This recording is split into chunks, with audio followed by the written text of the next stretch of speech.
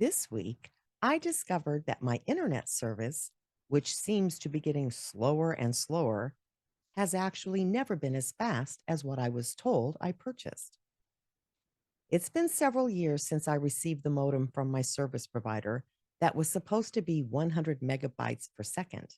And after really struggling since the purchase of a new powerful computer a few weeks ago, and troubleshooting every possible reason for my blurriness on Zoom or YouTube videos, I finally called the provider. I was informed that my speed was never 100, but 60. I'm running about 12 devices through my home network every day, in addition to conducting online workshops that pull a lot of bandwidth. So it's actually amazing I haven't had worse problems. I upgraded to 500 Mbps, but speed tests the next day showed I only increased to 100, back to where I was supposed to be before the upgrade. Down the rabbit hole I went, discovering that my 4-year-old Wi Fi router is antiquated. Who knew that IE 802.11 AC, or Wi Fi 5, can no longer keep up with today's equipment, and that with my new modem and computer, I need an IEEE 802.11AX or Wi Fi 6. What the heck? How is the average person supposed to understand this stuff and know what's compatible with what? My new router is arriving today, and I'm sure it's going to be a lot of fun installing it and changing all of the devices. Not to be negative, but there always seems to be a glitch. So I'm working now on getting into a calm state before the package arrives so that I can remain patient and open minded as I get my geekdom on. Technology is changing so rapidly, I think we're going to have a mess on our hands for a while. Every device has a different port and cord style. USB 2 and 3 are being replaced in new equipment with USB C for speed, which I guess means we'll all have to replace all of our equipment because most of it has no USB C ports. And software companies are so busy competing with each other, they're making it quite difficult to manage apps that don't get along as well.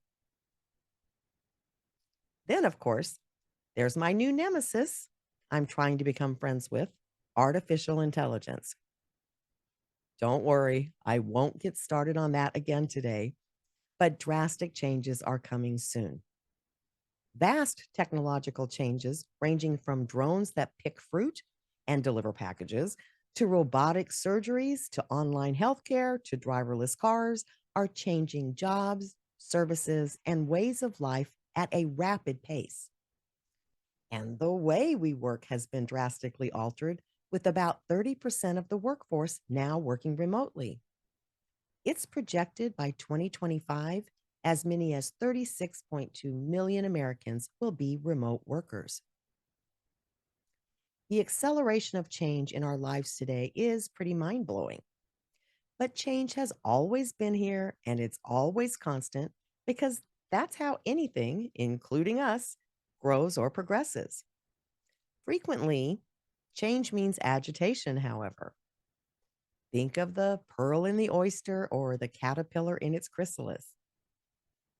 Change isn't typically a smooth transition, and most people are somewhat aversive to it. But since we can't stop change or avoid it, we need resilience to deal with the challenges, stress, and adversity that arise with change and are a natural part of life. Of course, change isn't our only source of agitation. We all experience small irritations to major life events that can cause upset, pain, or even crisis. And we all have reckoning moments in the face of failures.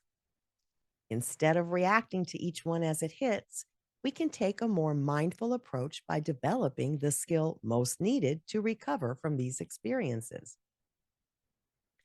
Resilience helps us to bounce back from setbacks, recover from stress, and maintain a positive outlook even in difficult situations.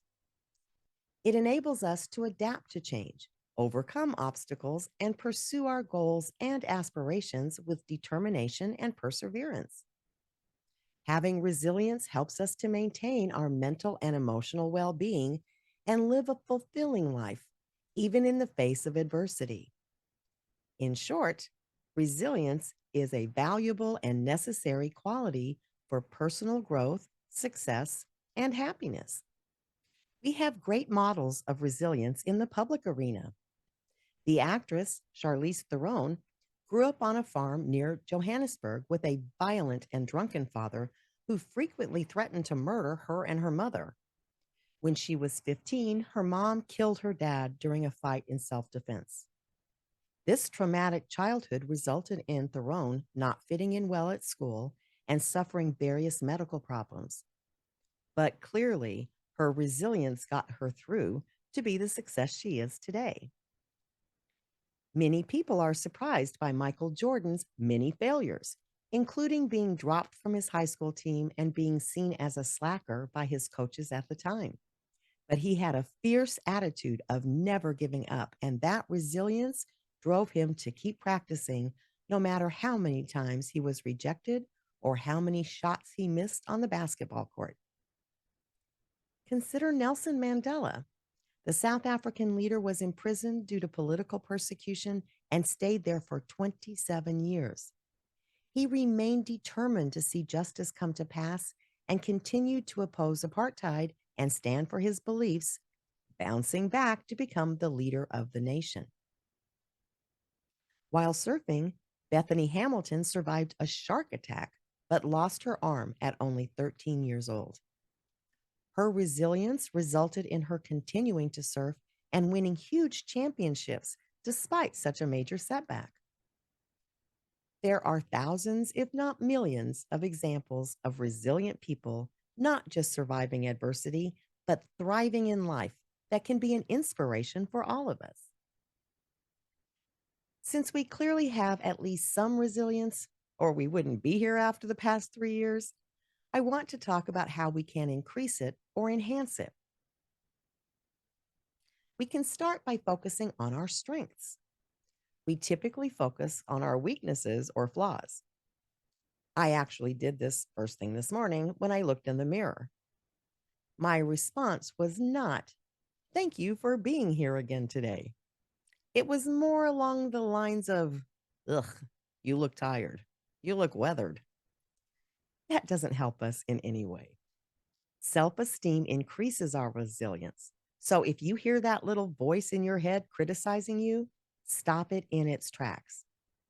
Instead, be kind to yourself and remind yourself of all of your strengths. What are your top 5 strengths? This may feel so alien to you as to cause a blank mind. So if you can't think of any, take a moment to jot down a few questions and then reflect on them so that you can answer. What do you love to do? When we love to do something, we tend to do it frequently and well. So it could be a strength.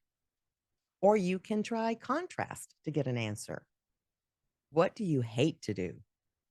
That will probably be a weakness, but the opposite of that weakness could be a strength. Another way to help identify strengths is to consider others.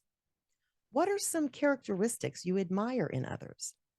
And again, you can try contrasting. What are some characteristics you dislike in others? As you consider these questions, remember to be mindful. Don't judge other people or yourself.